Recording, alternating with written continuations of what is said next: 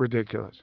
Ridiculous, but I bet it was for a significant amount of money. Still ridiculous. Yeah, but fun. I'd watch it. Look, Jake Paul wants to test himself against actual, not just world champion, but one of the greatest of all time. Really fought, and it wasn't fixed, Jake Paul would not survive 45 seconds. I don't know about that. I think it would take a few rounds. Really? But yeah. First of all, Jake is a lot bigger. Jake's a lot bigger. But what weight would they fight? Well, it's not about the number. If it was about the number, we could start talk. I would tell you, I'm not just interested. It makes no sense for me. It's not my what I'm looking at right now. Jake Paul might have just signed his own career death warrant. Flushed face when Joe Rogan heard that the YouTuber-turned-boxer called out none other than Francis Ngannou, one of the most terrifying punchers on the planet. He couldn't believe it. Joe Rogan was left completely stunned after hearing that Jake Paul had offered Francis Ngannou the chance to be his next opponent following the shocking cancellation of his fight with Gervontae Davis. On his powerful Joe Rogan Experience podcast, Rogan didn't hold back, calling the potential matchup insane and even borderline reckless for Jake Paul.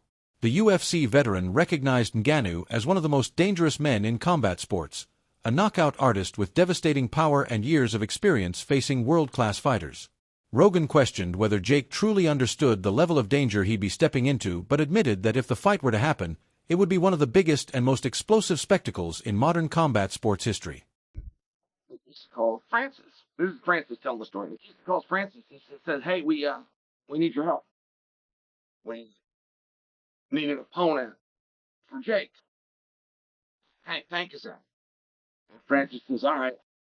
Francis says, "Well, how can I help you?" And Francis says, "Well, we're looking at an opponent for Jake. Tank Davis is out." Francis says, "All right. Specifically, how can I help you?"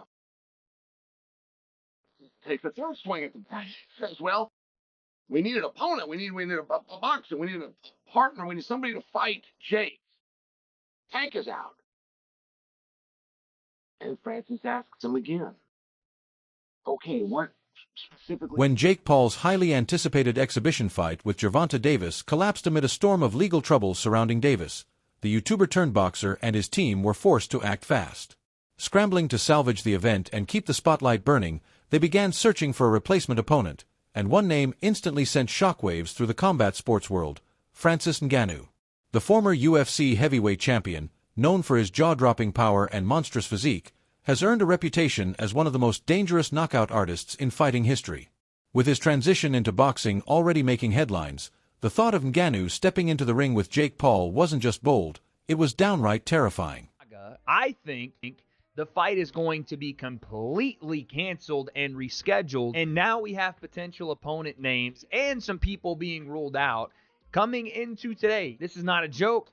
It was said by Mike Coppinger and others that the number one candidate to replace Tank Davis in a Jake Paul fight, probably on a different date, was going to be Francis Ngannou. What the f***? But we have an update on that and other potential names that Jake could fight. Again, I think on a separate date, and why I think the Jake and Tank fight is completely off. No more, maybe, no more, we don't think it'll happen. I think Michael Bisping didn't hold back when discussing the shocking size and power gap in the rumored matchup between Jake Paul and Francis Ngannou. The former UFC middleweight champion pointed out how wild the transition was, from Jake's original target, Gervonta Davis, a compact and explosive lightweight, to Ngannou, a towering heavyweight powerhouse. Bisping emphasized that such a drastic shift wasn't just a step up, it was a leap into an entirely different universe of danger. He remarked that going from someone as small and fast as Davis to a beast like Ngannou placed Paul on the complete opposite end of the physical and competitive spectrum. According to Bisping, the move created a mismatch far beyond skill level or boxing experience. It was about pure size, reach, and the legitimacy of threat. Facing Ngannou meant entering a realm where one punch could end everything, and Bisping warned that Jake might be flirting with a level of risk no influencer boxer has ever truly faced before. Mike Tyson, who's 58, Anderson Silva, who was way past his prime, people like Nate Diaz, who were way smaller. Gervonta Davis really did take the piss. I mean, that was just the craziest shout ever. To go from fighting Gervonta Davis, way smaller, to now boxing Francis Ngannou. I mean, listen, if he does it, fair play. but I just call #1 bullshit on this brother because I don't see this happening. No, no, no. This is #1 bullshit. I just don't believe it. I don't believe it at all. Nate Diaz, yeah, 100%. I mean, he beat him once already. I'm sure Nate Diaz would love to get another big payday because obviously boxing on Netflix and going up against Jake Paul, given his success, given the name that he has, and given the magnitude of his events, Nate Diaz will get paid an absolute fortune once again. We know that it wasn't too long ago Jake Paul was talking about boxing Anthony Joshua. And that never came to fruition. There's absolutely no way he would box Anthony Joshua. If he did, if he was to do something like that, whether it be Anthony Joshua or Francis Ngannou, I'd give him his props. I'd give him his credit. And you never know. Maybe he would do it just for the clout.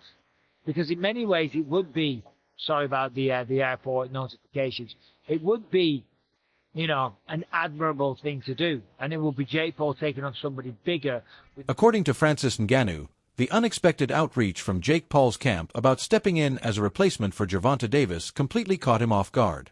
The former UFC heavyweight champion revealed that the proposal came out of nowhere and didn't align with his current career plans or goals. While money was reportedly part of the discussion, Ngannou made it clear that financial incentives weren't enough to convince him. He stated that the terms and timing simply didn't make sense, especially given the massive difference in weight, experience, and fighting purpose between him and Paul.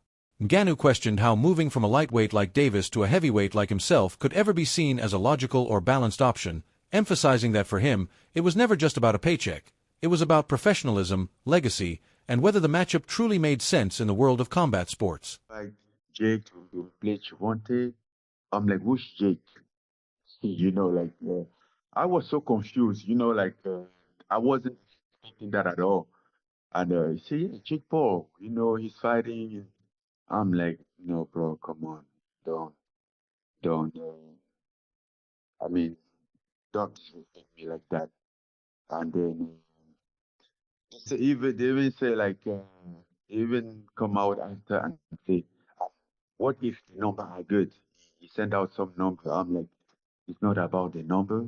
If it was about the number, we could start talk. I would tell you, I'm not just interested. It makes no sense for me. It's not my what I'm. The potential showdown between Jake Paul and Francis Ngannou has sparked intense debate across the combat sports world, and for good reason. Analysts, former champions, and insiders all agree that the size, power, and experience gap makes this far from a typical boxing match. Daniel Cormier warned that Paul could face serious consequences stepping into the ring with a strike-heavy heavyweight coming from a mixed martial arts background, someone capable of ending a fight with a single, devastating punch. Unlike his previous opponents, Paul would be dealing with raw power and elite-level experience, not just a spectacle opponent. Chael Sonnen echoed these concerns, highlighting that even Tyson Fury, a seasoned heavyweight champ, struggled against Ngannou's power. The consensus is clear. This isn't about money or promotion, it's about survival and strategy.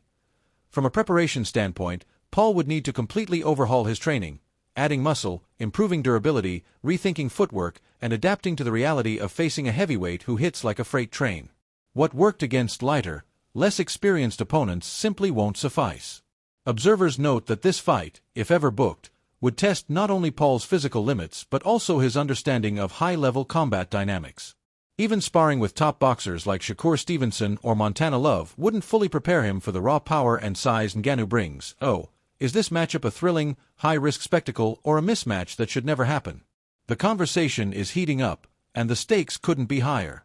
What do you think? Should Jake Paul even consider stepping into the ring with Francis Ngannou, or is this a fight destined for disaster? Drop your thoughts in the comments below, and make sure to like, share, and subscribe for all the latest updates, analysis, and behind-the-scenes insights from the world of boxing and combat sports.